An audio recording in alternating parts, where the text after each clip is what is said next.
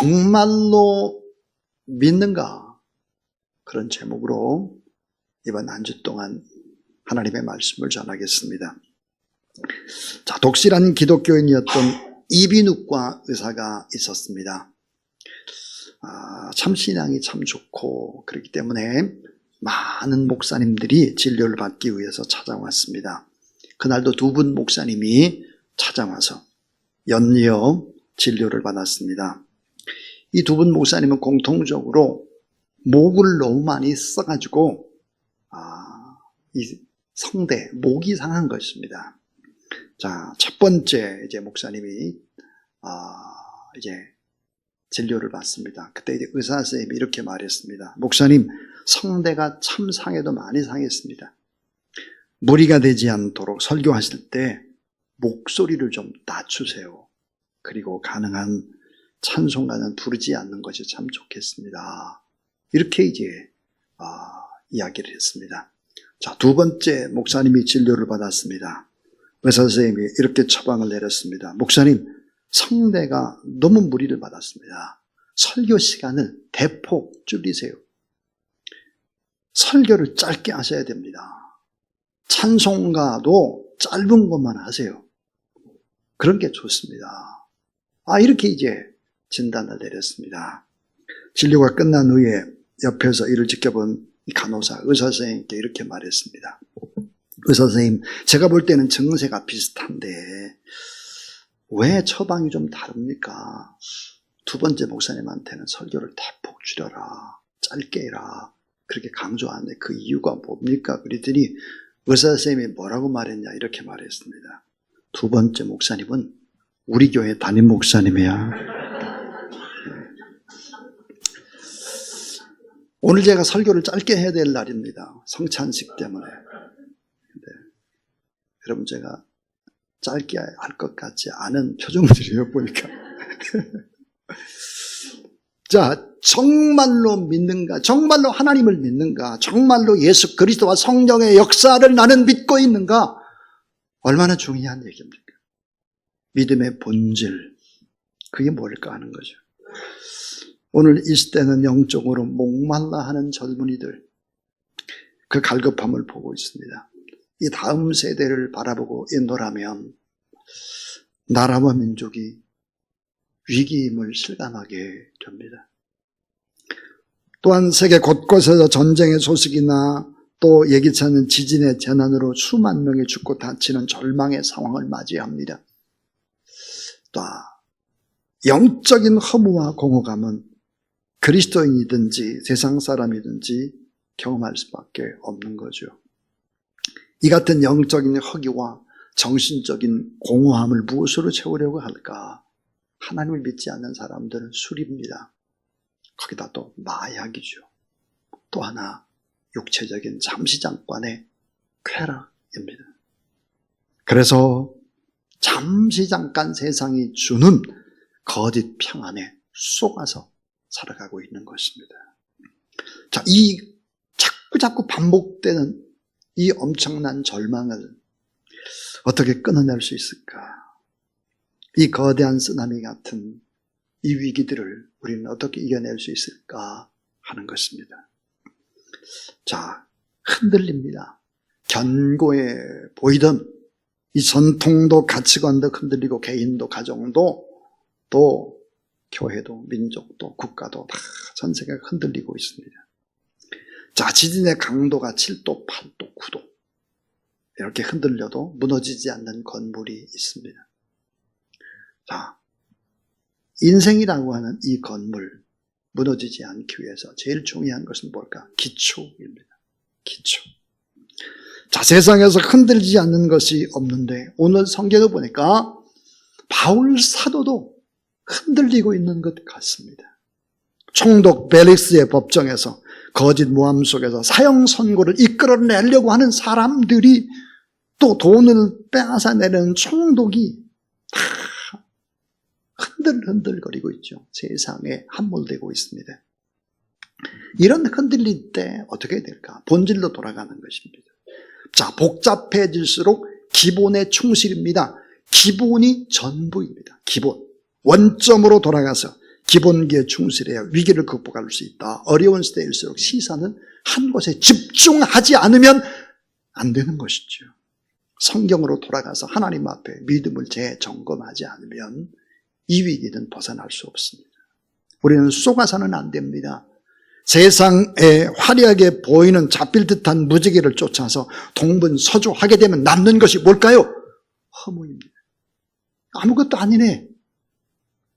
돌아보면서 후회가 남게 되죠. 자, 절대 진리를 부정하는 문화적 흐름이 갈수록 더 세지고 있습니다. 이런 때 이 어려움을 이기는 방법, 모호한 진리를 가지고는 안 됩니다. 절대 진리를 붙잡지 않으면 안 된다 하는 거죠. 자, 하나님은 오늘 또 살아계십니다. 역사의 운명도 하나님의 손안에 있습니다. 그 어떤 것도 하나님의 주권을 뛰어넘을 수는 없습니다. 믿음을 견고하게 하는 그런 여러분 되길 주의 이름으로 축원합니다. 자, 오늘 하나님의 말씀의 배경은 이러합니다. 사도 바울이 1차 전도여행, 2차, 3차 전도여행을 다 마쳤습니다. 특별히 에베소에서 3년 동안이나 복음을 증거했습니다. 여러분, 이 에베소는 고대 세계에 불가사의했던 아데미 여신의 신전이 인간을 압도하는 곳입니다. 제가 작년 9월 달에 이 에베소를 가보고 깜짝 놀랐습니다. 왜냐하면 한 15년 전에 갔던 것과는 전혀 다른 모습이었습니다. 발굴이 돼서 어마어마한 흔적들을 가지고 있었기 때문입니다. 지금 가보아도 그 규모는 상상하기 어렵습니다. 현재 터키 있죠. 자, 이 아데미 신전, 원근 각처에서 아데미 신전을 찾는 참배객들이 너무 많았고 그 참배객들을 통해서 돈을 버는 사람들이 쫙 퍼져 있었습니다. 바울은 그곳에서 주 예수 그리스도의 복음을 증거했습니다. 하나님의 살아계심의 복음을 증거하죠. 그리고는 많은 신전과 또 여신과 또 이런 것을 붐비는 참배객들에게 이렇게 소리칩니다. 사람의 손으로 만든 것들은 다 우상이요 신이 아니고 거짓이고 허상이다. 이렇게 외쳤습니다. 자, 에베소 사람들이 복음을 증거하는 사도 바울을 가만히 둘 리가 없죠. 바울을 죽이려고 덤벼듭니다. 바울을 배교자로 고발하는 유대인들 그곳에도 있었습니다. 자, 죽이려고 붙잡고 에베소에서는 거대한 소요사태, 비상사태가 일어났습니다. 자, 성전 모독죄로 성전 밖으로 끌고 나가고 죽이려고 하는 데모로 결국은 성전을 통해서 나오는 모든 문들을 다 틀어 막고 맙니다. 자, 이 같은 상황 속에서 사도 바울은 3차 전도 여행을 끝내고 그리고 예루살렘으로 상경을 하게 됩니다. 마침 예루살렘이 큰 흉년과 또 기근과 많은 사람들이 굶어 죽어 간다는 소식을 들었기 때문에 마게도냐 지방에 있는 교인들로부터 구제 헌금을 모았습니다. 그 구제 헌금을 가지고 예루살렘으로 돌아왔습니다. 그리고는 7일 동안 예루살렘 성전에서 하나님 앞에 예배를 드립니다. 성경에 보니까 결자, 내자, 결례를 행했다, 예배를 드렸다는 거죠. 자, 예루살렘의 유대인들이 바울을 죽이려고 했고 소요가 일어나니까 로마의 천부장은 로마군의 요새인 감방에다가 바울을 투옥시켰습니다. 그런데 바울이 로마의 시민권자라는 것을 알게 되고 천부장은 가이사랴의 총독 벨릭스에게 이송되어서 헤롯 궁에 구금을 당하고 말고 결국은 총독의 법정에 서게 된 것입니다. 자, 바울이 로마의 평화를 위협해서 폭동을 일으키고 반란을 일으키고 밀란을 꾀한다. 거짓말입니다. 거짓말이죠. 성전 안에만 있었는데 또 대제사장 무리는 바울이 이단 사상에 빠졌다. 그래서 또 고발을 했습니다. 총독 벨릭스는 알고 있었습니다. 바울이 무죄라는 걸 알고 있었죠. 그러나 쉽게 석방을 할 수가 없었습니다. 왜 그랬을까요? 두 가지 이유 때문입니다. 하나는 이 벨릭스 총독은 정기적으로 뇌물을 제사장 무리로부터 받고 있었죠. 그러니까 이 대제사장의 무리들의 요구를 쉽게 물리쳤다가는 자기의 정치적인 입지가 약화될 수밖에 없는 겁니다. 또 하나 아주 중요한 것은 바울이 구제금을 가지고 돈을 가지고 왔다는 소식을 들었기 때문에 바울로부터 어때요? 돈을 뺏으려고 하는 생각입니다. 오늘 26절은 그렇게 정하나죠. 동시에 또 바울에게 돈을 받을까 바라는 거로 더 자주 불러 같이 이야기하더라 그랬습니다. 여러분, 무서운 권력과 돈과 타락한 종교의 세력들이 합세를 한 것입니다. 자, 오늘 말씀의 핵심 중에 핵심. 이 총독이 바울에게 묻는 겁니다. 네가 믿는 게 뭐냐? 믿음의 핵심이 뭐야? 네가 증거하는 그 복음이라는 것, 그 핵심은 뭐라고 요약할 수 있냐? 이런 질문이죠. 자, 24절에 수일루의 벨릭스가 그 아내 유대 여자 드루실라와 함께 와서 바울을 불러 그리스도 예수 믿는 도를 듣거늘 그랬습니다. 그리스도 예수 믿는 도를 들었다 그랬어요. 무슨 말일까? 바울이 믿는 믿음의 그 핵심, 본질, 그 본체, 그것은 뭘까? 그게 뭐냐 도대체? 너는 뭔데 그렇게 모든 높은 지위와 학문과 이런 걸 다 내놓고 왜 그렇게 미친 짓을 하고 있는 거냐? 뭐 때문에 그러냐? 핵심이 뭐야? 이렇게 질문을 한 것입니다. 자, 오늘 이 본문 속에서 정말 우리가 믿는 믿음이라는 게 뭘까? 세 가지의 핵심입니다. 그 세 가지의 핵심. 그 첫 번째는 하나님과의 바른 관계라는 거예요. 신앙이란 뭐냐? 하나님과의 바른 관계. 그래서 의라고 얘기하고 있습니다. 자, 하나님과의 바른 관계. 내 삶의 우선순위를 하나님과 바른 관계에 두는 것입니다. 오늘도 여러분 하나님과 바른 관계를 두기 위해서 어떻게 했습니까? 주일을 지키는 것입니다. 주일이 뭡니까? 주일은 한 주의 첫날입니다. 이 주일에 하나님 앞에 나와서 예배드리고 기도하고 찬송하고 하나님의 말씀을 받는 것이야 말로 믿음의 본체, 요체입니다. 자, 죄인된 인간이 어떻게 하나님과 관계를 바르게 할 수 있을까요? 인간의 능력으로는 결코 의로우신 하나님과 바른 관계를 맺을 수가 결코 없지요. 의로우신 하나님 앞에서 불의한 인간 모두 다 죄인입니다. 그러므로 하나님께 쓰신 방법이 뭘까? 우리의 모든 죄를 구원하는 방법으로 자기 아들 예수 그리스도를 십자가에 못 박혀 죽게 하는 것입니다. 예수 그리스도는 누구입니까? 인류의 대표자입니다. 대표자가 십자가에 못 박혀 죽죠. 우리의 죄값을 대신 치러주신 예수 그리스도를 믿으면 의로운 하나님의 사람으로 간주하겠다 하는 것입니다. 자, 하나님과 의로운 관계 맺을 수 있는 방법, 그것은 예수 그리스도를 믿어라 하는 것입니다. 자, 이 교리를 한문으로 하면 이신칭의라고 하죠. 이신칭의, 복음의 핵심입니다. 예수 그리스도를 믿음으로 하나님의 의가 우리 안에 전가가 돼서 내가 의인이 되고 하나님의 자녀가 되고 하나님과 교통하게 됐다 하는 것입니다. 자, 로마서 1장 17절입니다. 마르틴 루터가 이 말씀에 목숨을 걸었죠. 그리고 종교개혁을 일으켰던 핵심이 되는 말씀. 자, 복음에는 하나님의 의가 나타나서 믿음으로 믿음에 이르게 하나니 기록된 바 오직 의인은 믿음으로 말미암아 살리려 함과 같으니라 그랬습니다. 복음에는 예수 그리스도를 믿으면 그 말이에요. 하나님의 의가 내게 전가된다는 거예요. 그래서 하나님과의 관계가 회복되고 하나님의 자녀가 되고 그 사람이 하나님 앞에 기도하고 예배드릴 때 하나님이 받으시고 하나님의 역사를 이루어 가신다 하는 것이죠.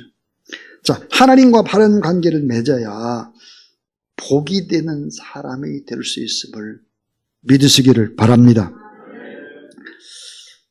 저는 488장 찬송을 참 좋아합니다. 이 몸의 소망 무언가라는 찬양입니다. 특별히 3절에 오니까 세상에 믿던 모든 것 끊어질 그날 되어도 다 끊어집니다. 내가 그렇게 믿었던 모든 것이 하나둘 다 끊어져. 그 끊어질 그날 되어도 구주의 언약 믿사와 내 소망 더욱 크리라. 근데 4절에 보면요, 정말 놀라운 진리의 말씀이 있습니다. 바라던 천국 올라가 하나님 앞에 배울 때 따라하시 구주의 의를 힘입어 어여시 바로 서리라. 우리가 하나님 앞에 갈 수 있는 방법, 그 하나님 천국에 갈 수 있는 방법이 뭐예요? 내 의로움을 가지고는 안 된다는 거예요. 구주의 의를 힘입어 어여시 바로 서리라 그랬습니다. 2007년도였습니다. 일본의 도쿄에서 우리나라의 참 최고의 지성이라고 불리우는 이어령 교수님이 세례를 받았습니다. 자, 세례를 받았을 때 이어령 교수는 세례를 받고 나서 이런 이야기를 했습니다. 나는 지금 대학 입학할 수 있는 대학 시험에 합격했을 뿐입니다.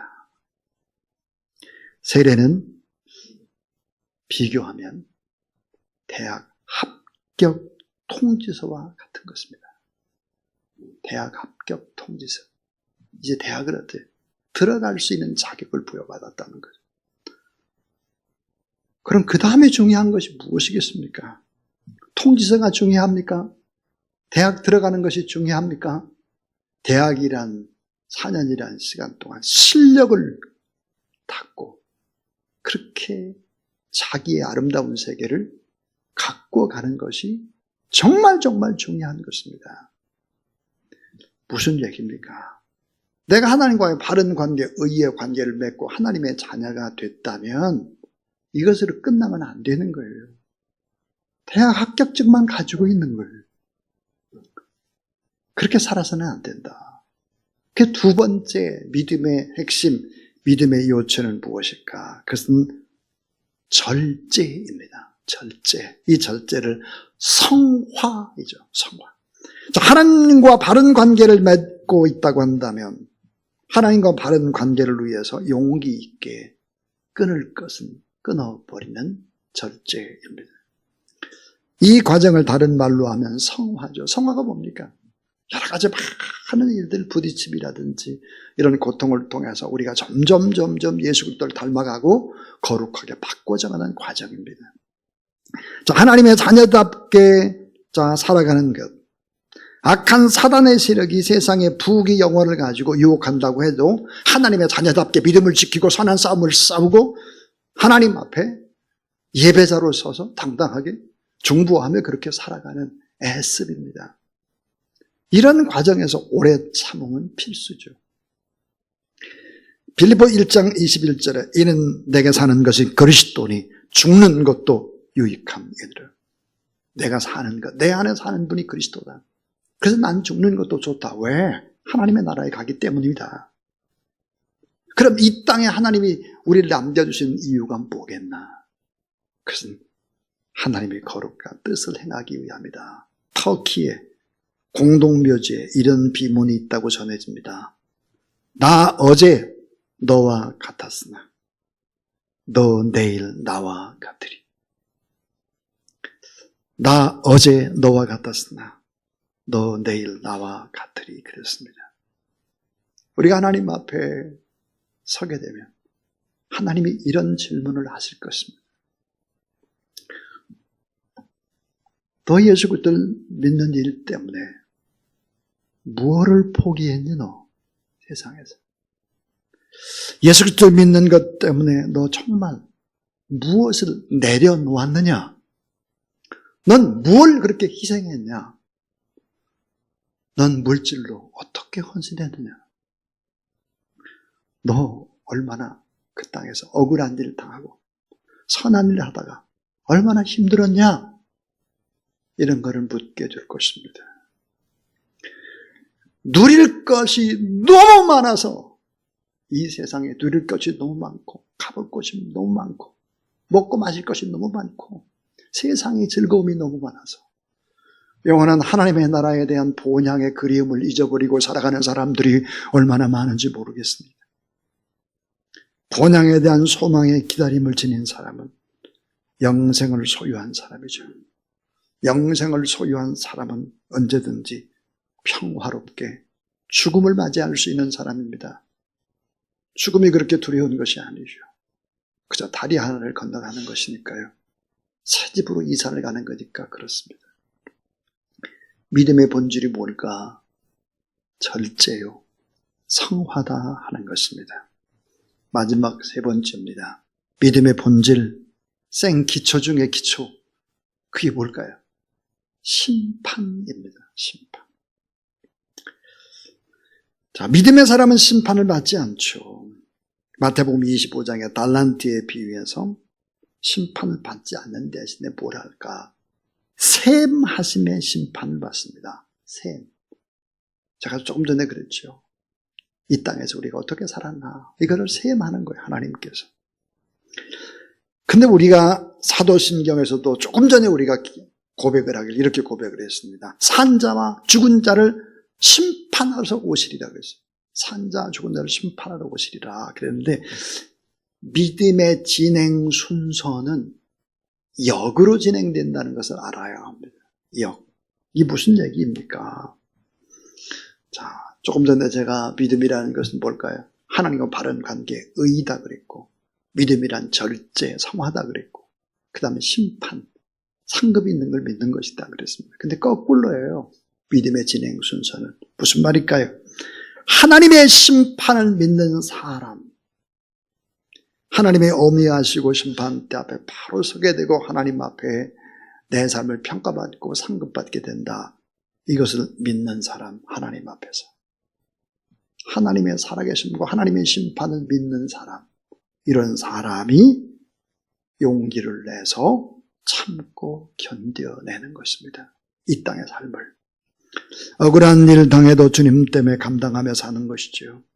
성화의 삶, 절제의 삶을 살아갈 수 있는 것입니다. 그리고 결과적으로 하나님과 바른 관계 속에서 우리는 오늘도 예배자로 이 자리에 섰습니다. 자, 예배 드리지 않고 세상을 살아가는 사람들, 이런 사람들은 하나님의 살아계심을 모르는 사람들이에요. 하나님의 심판과 하나님의 상급을 희미한 사람들이에요. 본향을 바라보지 않는 사람들의 모습이다. 이렇게 말할 수밖에 없습니다.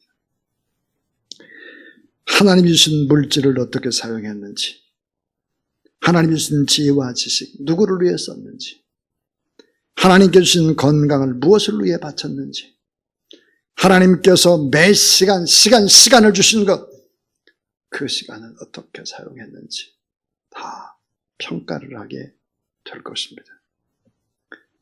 히브리서 11장 6절, 믿음이 없이는 하나님을 기쁘시게 못하나니 하나님께 나가는 자는 반드시 그가 계신 것과 살아계신 것과 그가 자기를 찾는 자들에게 따라하세요. 상 주시는 이심을 믿어야 할지니라. 예.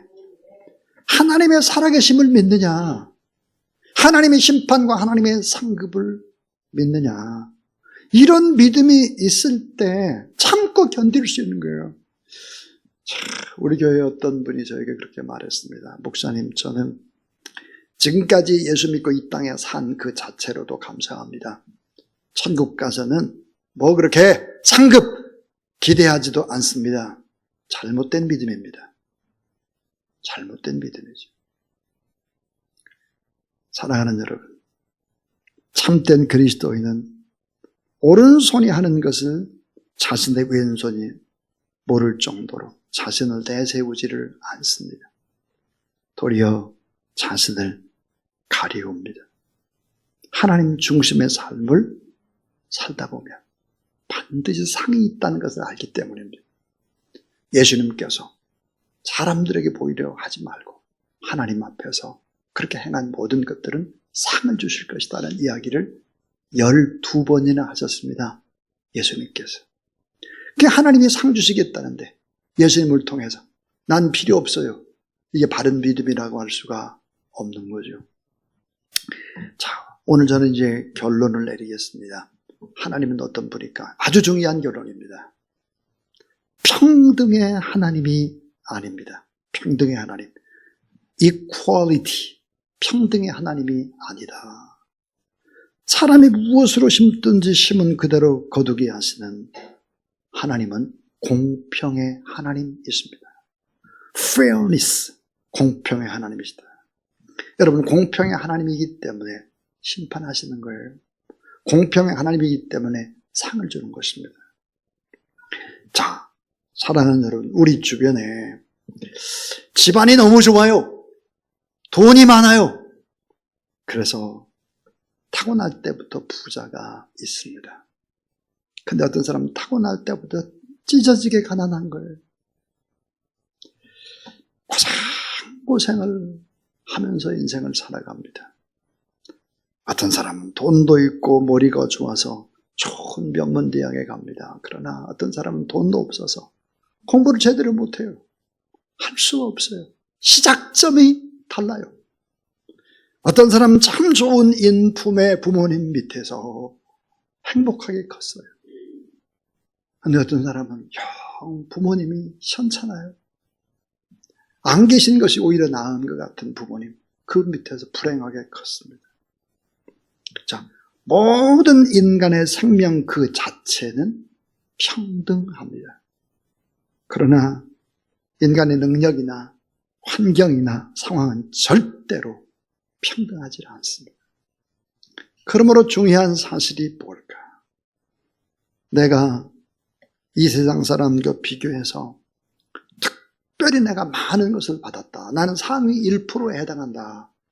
난 더 많이 받았다. 뭐 이렇게 이런 사람들이 나 혼자 누리고 쓰고 즐겁게 살라고 준 것이 아닙니다. 나와 내 가족만을 생각하는 그 범위만을 위해서 그렇게 쓰라고 한 것이 아닙니다. 지적 능력, 재능, 물질, 건강 이런 것으로 다른 사람, 고통받는 사람들을 돕고 너무 힘들어하는 사람을 부추기고 등을 내놓고 그들의 짐을 대신 져주는, 이렇게 살려는 하나님의 숨은 의도가 담겨져 있는 것입니다. 여러분, 크리스찬이 누구일까요? 내게 있는 것으로 늘 누군가의 인생 그 짐을 겸손히 져주려고 고통받는 자리로 들어가는 사람이 크리스찬 아닙니까? 이 일들을 감당하지 못할 때 손가락질을 받는 것입니다. 저는 우리 교회의 성도들을 보고 믿음 있는 사람들을 바라볼 때 이런 생각을 할 때가 참 많습니다. 진정한 크리스찬들, 부자 될 틈도 없었다. 만나는 사람들, 작은 자들을 위해 자신의 삶을 송두리째 드리고 선교지로 떠나가고 또 나누고 베풀며 인색하지 않고 누군가의 삶을 대신 져주기 위해서 눈물 젖은 언어로 하나님 앞에 간절히 기도하는 사람들 얼마나 많습니까? 우리 교회 안에. 일평생 큰 재산을 모을 수 없었던 까닭은 무엇일까? 사도 베드로가 큰 재산을 모았을까? 사도 바울이 말년에 이웃에게 나눠줄 수 있는 엄청난 재산이 있었을까? 저는 2주 전에 창세학교, 그러니까 제일실업중고등학교죠. 졸업식을 다녀왔습니다. 할머니, 할아버지, 연세가 70, 80된 그 어르신들이 자녀들을 기르고 다른 사람을 돕고 하면서 배움의 기회를 놓쳤습니다. 기억, 니은도 제대로 몰랐죠. 그런 분들이 모여서 공부를 한 것입니다. 그런 사람들이 아직도 그 학교에는 150명이 있습니다. 졸업식에 얼마나 많이 눈물을 흘리는지 모르겠습니다. 세상 어디에도 볼 수 없는 졸업식이었습니다. 그 학교를 이끄는 목사님은 올해 82세입니다. 52년 동안 그런 일을 해왔죠. 목사님이 저에게 그렇게 말했습니다. 교장 선생님이. 내가 82세인데 이 일을 누군가는 이어받아야 되는데 저한테 김 목사가 은퇴하고 교장해. 그렇게 말했습니다. 그래서 저는 선교하는 일을 해야죠. 제가 대신 사람을 보내겠습니다. 그리고는 늦게 신학을 하고 목사 안수를 받은 김원정 목사님을 대신 보내겠습니다. 그렇게 약속하고 돌아왔습니다. 사랑하는 여러분, 이렇게 인생을 살아온 사람과 마음껏 돈을 벌써 쓰고 자기를 위해서 막 그렇게 인생을 허비한 사람들과 상급이 같다 생각하지 마세요. 전혀 같지 않습니다. 여러분, 지금 우리가 돈이 없고 여러 가지 많은 어려움이 있다고 할지라도 하나님은 다 우리의 모습을 보고 계십니다. 하나님은 평등의 하나님이 아니라 공평의 하나님, 좋으신 하나님, 그 하나님을 바라보며 오늘도 용기를 내고 힘을 내는 여러분의 삶이 될 수 있기를 주의 이름으로 축원합니다.